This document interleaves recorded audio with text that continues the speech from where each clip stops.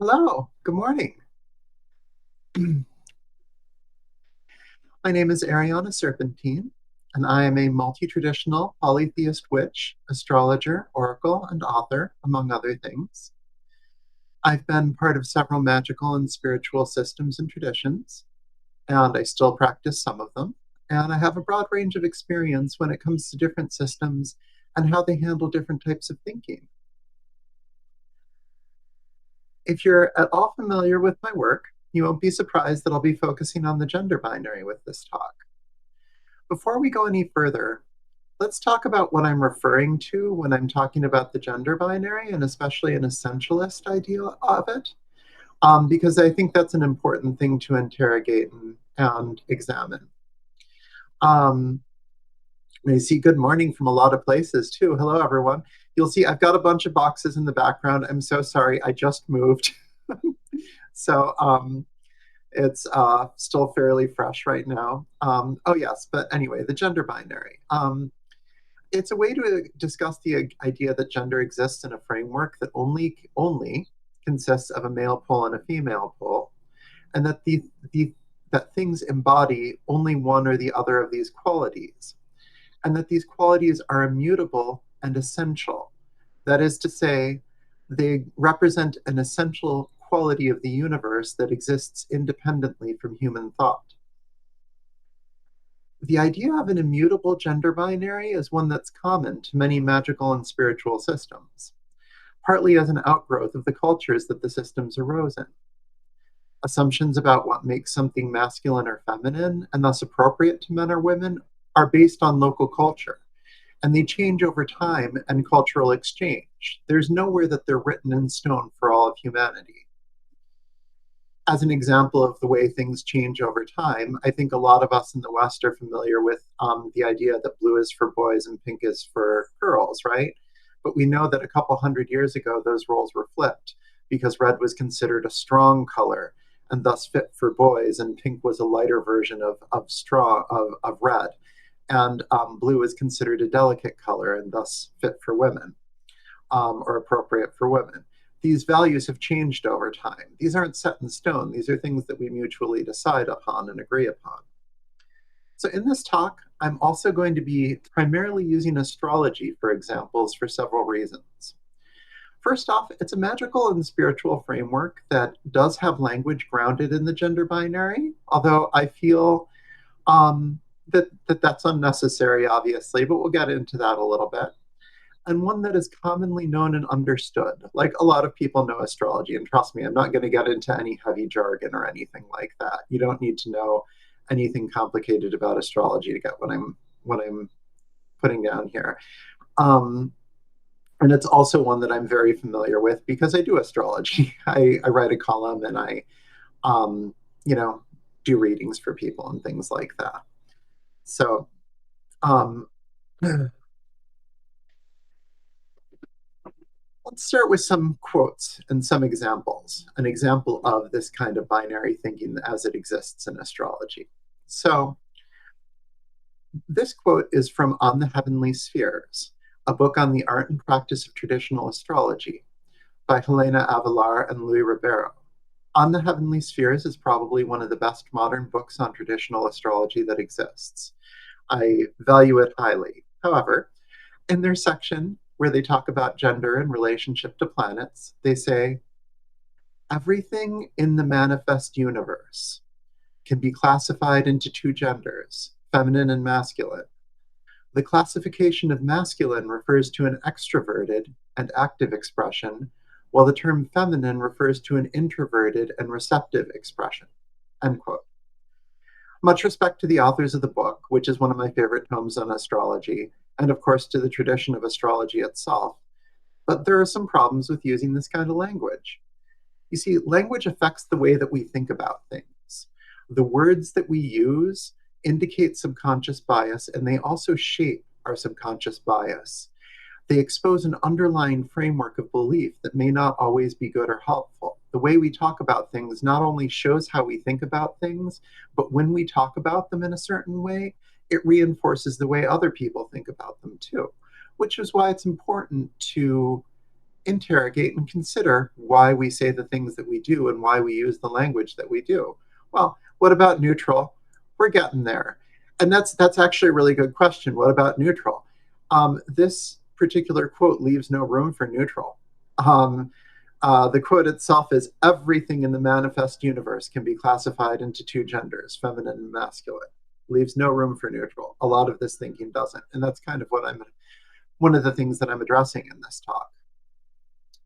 So labeling something as masculine is saying that it's associated with men. Otherwise, a different word would be used for it. Sometimes when this language comes up in spiritual spaces, people are like, oh, well, by feminine, we don't mean having to do with women, and by masculine, we don't mean having to do with men.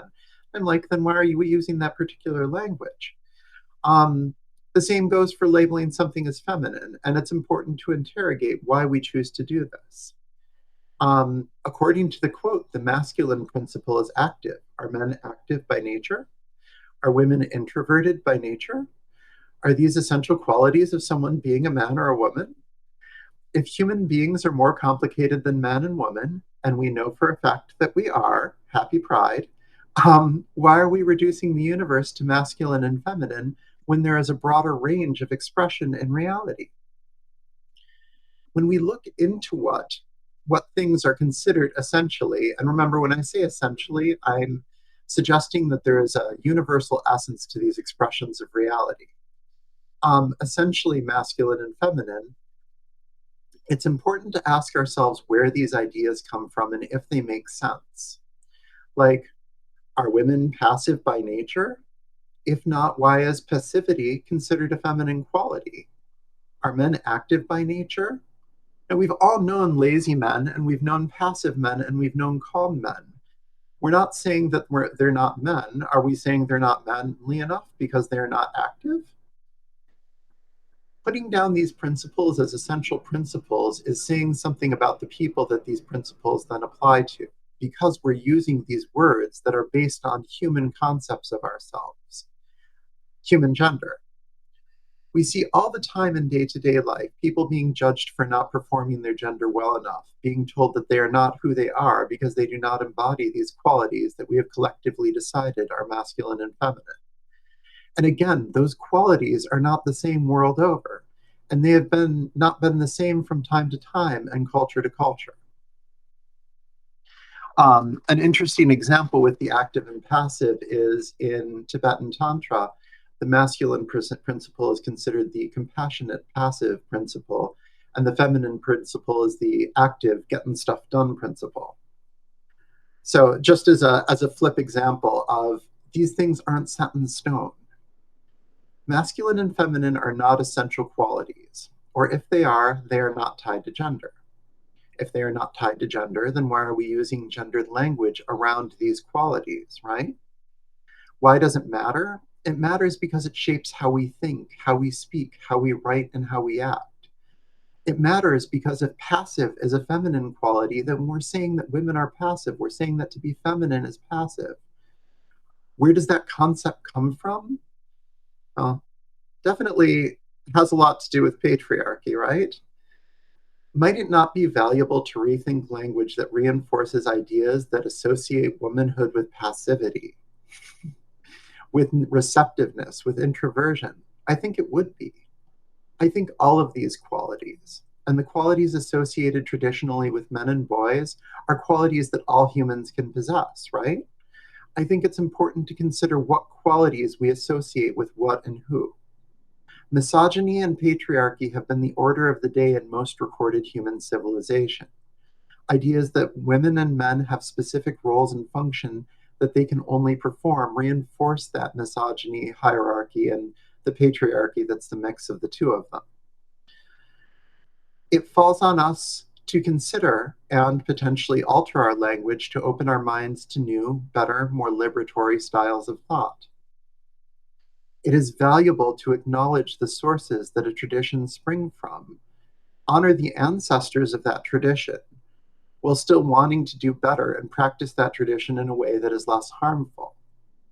We don't have to get rid of these beautiful, ancient, well-woven traditions. We don't need to throw the baby out with the bathwater, but it can be helpful to reframe some of the ideas in them. We live in a different place and time right now, right? Where people are able to talk and think about things that we haven't been allowed to in the past. We're getting the opportunity to rethink some things. Maybe it's a good time to rethink some of these things.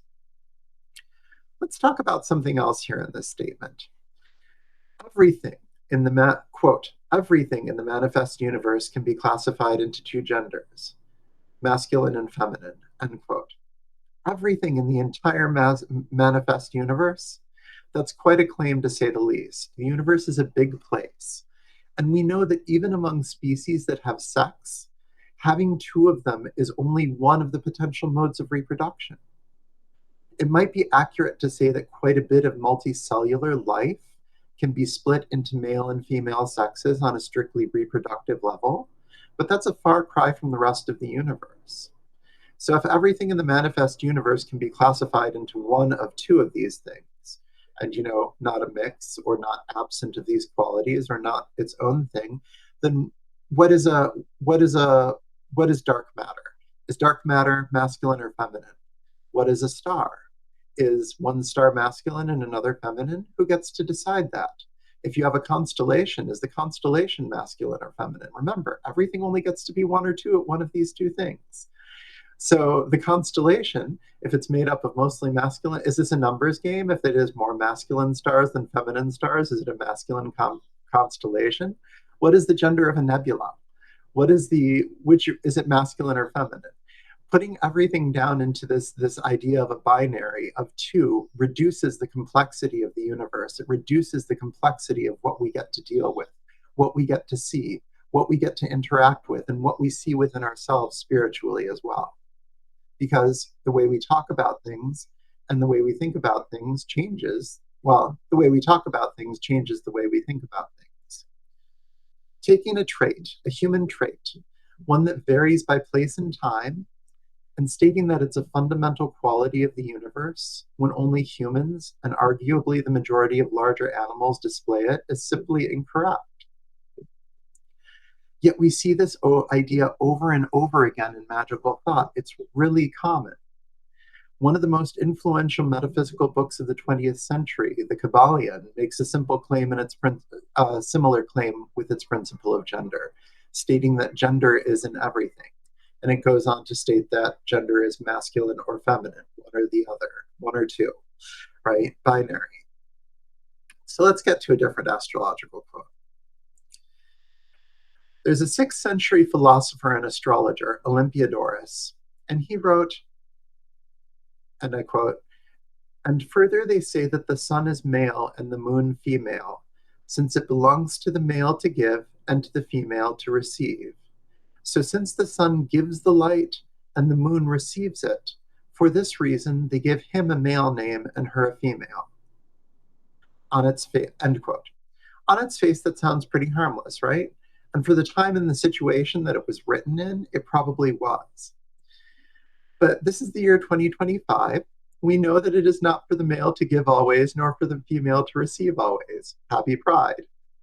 This language doesn't really fit the reality of the world that we live in. It never fit that reality. But nowadays, queer people are allowed to talk about our lives and experiences in a way that we have rarely been able to in the past. Even without looking at the statement through a queer lens, it reinforces essentialist ideas about the gender binary. Again, we're confronted with ideas about what it means to be male and female that might not line up with the lived experiences of many members of the human race. It is clear to me from the statement that the author was not saying the sun is male and the moon is female, but he's saying that they're called that, right? The author, Olympiodorus, is saying that this is a convention of speech. This might seem obvious to us reading the quote right now, but it is not obvious to a great many practicing occultists and witches out there who have a very binary view of the universe, the world, the cosmos, and ultimately humanity as a result.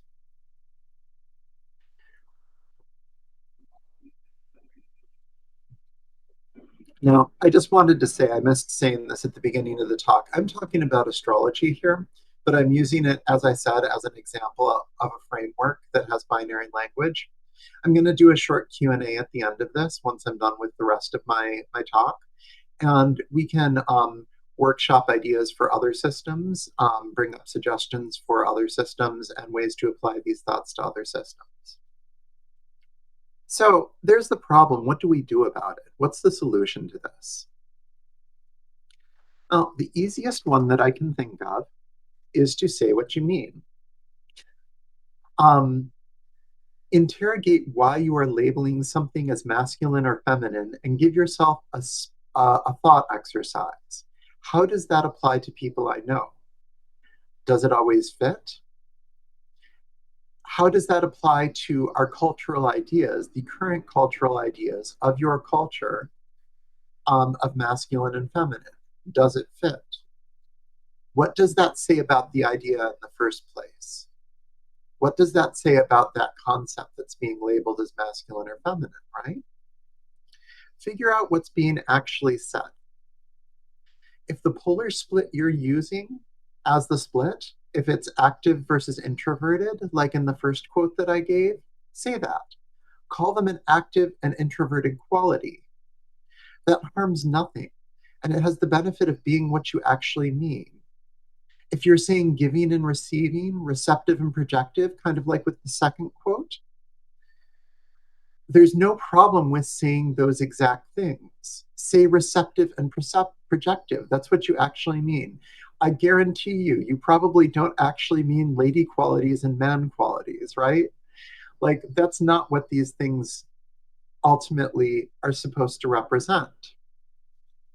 The human race is more complicated than masculine and feminine. Individual humans are more complicated than masculine and feminine.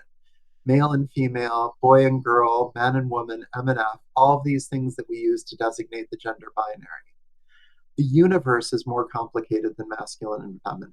Spirits are, gods are, the divine is, magic is. It's possible to have poles without the poles being defining the entirety of reality, right? So consider magnetic poles. Magnetic poles are one of the things in nature that is clearly binary, at least as far as my basic understanding of physics would have it. Magnetic fields all have two poles, one we have designated as north and one we've designated as south. And for the magnetic poles, we designate those as north and south basically because that's how compasses work. The north magnetic pole points to the north magnetic pole of the Earth, right? Now, magnets have a north and south pole. Does that mean that everything has a north and south pole? Does that mean that humans are either northies or southies? Does that mean that pie is a north pole food and apple is a south pole food? If pie is a north pole food and apple is a south pole food, what does that make an apple pie? Does that mean that the sun is the north pole and the moon is the south pole? No. Then why are we doing this for human gender then? Is it because we're human and we're mapping ourselves onto the cosmos? Because we recognize that that which is within us can be seen without? That what we are is a small fraction, a microcosm of the greater macrocosm? I think that's what it is. I think that's why we project these qualities onto the universe like this, and that we see them in the universe. And I think that that's a beautiful and powerful thing. But if that's the case, if it comes from us mapping our human experience onto the universe, you can't divide everything into two because there aren't only two modes of being human. There aren't only two genders. There are an infinite number of them, as many as there are people, and that is powerful. So keep your poles and use them for things that have polarity, right? You can say that something has polarity without that polarity taking over the entire system and making everything into a one or two yes or no binary system. If you want polarity in your magical system, don't tie it to human gender. Tie it to something that actually only has two poles, right? Because we know human gender is more complicated by that. Now, if you want to represent human gender in your system, it's going to have to be a lot more complicated than male and female, than one and two, than a binary system. So,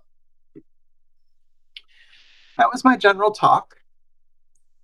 I wanted to open up some spots for questions or comments about how this might apply to other traditions and systems.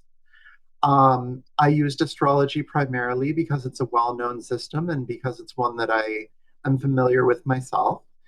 But there are other systems out there. I know Kabbalah is very popular among Western occultists. That's not something that I have a lot of experience with myself. But I have a friend, Emphas Book, who wrote the book Queer Kabbalah, also by Llewellyn, that definitely addresses gender and the binary in that book about that subject. I'm going to look over the comments right now and see if there are any questions or comments that people would like to bring up.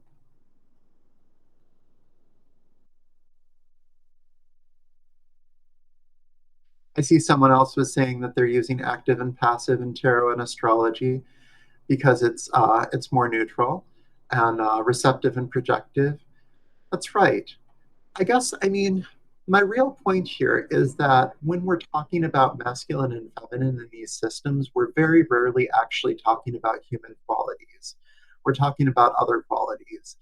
And mapping them onto human qualities says things about humans that often reinforce difficult or harmful ideas. And so the idea is to open up the way that we talk about these things and interrogate the reasons that we use the language that we do for them. So I'm not seeing any questions, unfortunately. So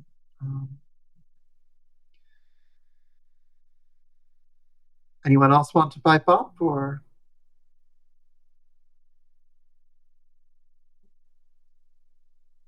Well, I'm grateful for the opportunity to present here.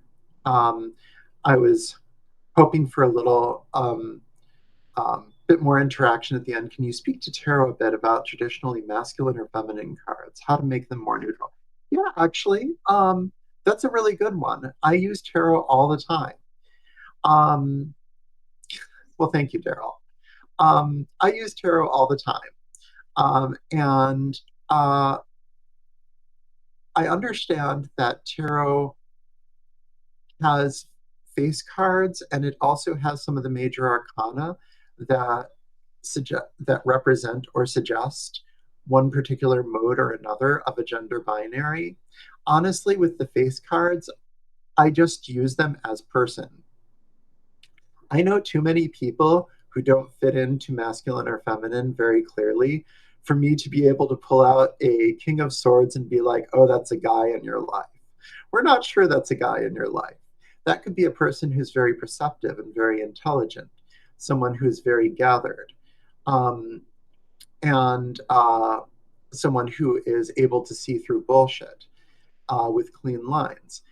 There are distinctions between the court cards that have to do more with like level of mastery over that particular element in that particular path than they do with the actual gender of the card. Like the queen isn't just like the woman in charge of this particular suit. It's a different evolution in the path. And there is a queer tarot deck that I know of that I wish if I had thought about it, I would have gotten a hold of it. But they use different terms for those different levels instead of gendered court titles. They use descriptive titles for page, knight, queen, and king, for instance. And I mean, when you come to cards like the Empress, well, the Empress does have a lot of qualities that we associate with femininity. And we can't say that the concept of, and I won't say that the concept of femininity and womanhood doesn't exist. Like, this is a very real thing to very many people. It's okay for cards to represent certain things or to hold those as potential representations. But what else is the Empress? The Empress is fertility. The Empress is abundance. The Empress is growth. The Empress is depth. The Empress is power. There are a lot of things that in the Empress card that aren't specifically about the gender for instance. Same could be said of the Hierophant, the High Priestess, all of these other cards. If you look at people as people before you look at them as your gender, reading for somebody with tarot cards changes significantly, because then you stop looking for, oh, it's a page of wands. You're looking for a young, vital man. Well, you're looking for a young, vital person, an imaginative, spiritual, creative, vital person. So that's kind of how I approach it with tarot. Is I just read the face cards as faces rather than specific tarots, rather than specific genders. Oh, you're welcome. The Muse Tarot, not the best example. Let's see, I'm just reading through. Kings are renamed the Muse. Exactly. That's a really good way of approaching it. I feel that each one of these things can be looked at differently. And I understand people not wanting to get rid of traditional images and traditional ideas. But if you're going to do that, I feel that it's a good idea to just to interrogate the language that you use about it and ask yourself why you're doing that and what that actually means to you and how that might affect other people who read it and are affected by it. Let's see, what is Phil saying? What are your thoughts and suggestions reading your own astrological charts and seeing duality at work in your life?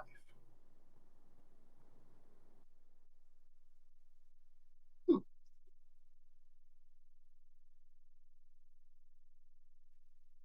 Well, I'm not saying that the duality doesn't exist. First off, just wanted to be clear about that. I'm not saying that the principles that they're discussing as being polar principles can't exist as polar principles. I'm just saying that I don't see them as masculine and feminine, and I think it's a good idea for people to work towards decoupling those. So you can still see that push and pull, right? You've got the in the on the heavenly spheres example, they say active and introverted um, for masculine and feminine. There is a push and a pull, right? And I see that within my own work. I see that within the charts that I read. Those things can be very real. Um, but what I'm saying is that I feel that it's a good idea to interrogate whether masculine and feminine are the right language to be using for those qualities because of all of the other connotations of that. You're welcome, Daryl.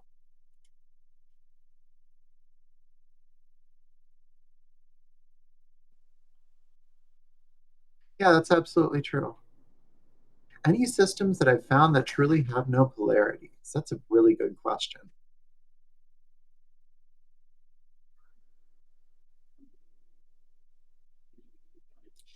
Well, I know a lot of people who are involved in Celtic styles of paganism that tend to base things on threes rather than twos. So so you have instead of day and night, you have morning, noon, and night. Instead of um, the sky and the earth, you have land, sky and sea. Um, uh, just as an example, the Celts love their threes and their what's it called? The not trilogies, not triplicates. The word escapes me anyway. Triads. There's a poetic convention of triads. So let's see.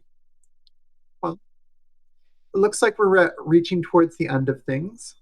Um, Thank you all for your time and for listening and for attending. And I hope you have a wonderful convention. And again, happy Pride. Um, Take care, everyone.